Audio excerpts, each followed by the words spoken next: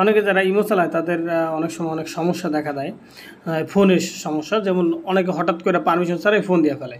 তো আপনি চাইতেছেন যে আপনার ফোনটা না আসুক, জাস্ট মেসেজ দিক, মেসেজটা পাইলেই হয় আপনার। তাকে মিউটও করার দরকার নেই, কিছু করার দরকার নেই, জাস্ট ফোনটা না আসুক। তো ইমোতে কল অফ করার একটাই অপশন, সেটা হচ্ছে কি আপনি যে কোনো মানুষের যদি অফ করতে চান তাহলে তার প্রোফাইলে যাবেন, যায় তারপর এই যে আপনার হচ্ছে 3 ডট যেখানে, হ্যাঁ এই যে 3 ডট, এই 3 ডটে আপনি করবেন।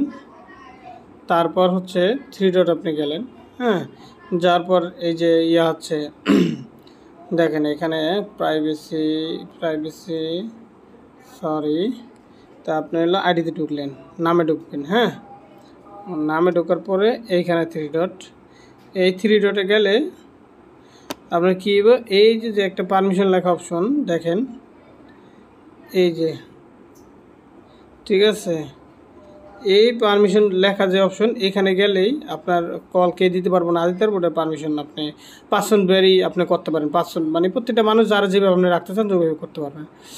আর এখানে টিপে দিলে সরাসরি ব্লক, হ্যাঁ, যদি কেউ ব্লক করতে চাই মতো, যদি কাউরে ব্লক করার দরকার তাহলে আপনি সরাসরি এখানে যাবেন, ব্লক করে দেবেন। এটা অন করলেই হবে। কোনটা অন করলে হবে?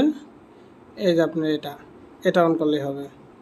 সো তাহলে আপনি চাই যে পারমিশনে দেখেন, পারমিশনে ঢুকেছে, আপনি কল বন্ধ করতে চাইতেছেন, তাহলে কী করবেন, এই পারমিশনে ঢুকবেন, পারমিশনে টিপে দিলাম। পারমিশন টিপে দেওয়ার পরে দেখেন এই যে কল অপশন অন করা আছে, দেখছেন এই যে কল অপশন অন করা আছে, ব্লু করা আছে। আর হলো invite me two private group, এই গ্রুপ হলো এটা অফ করা আছে।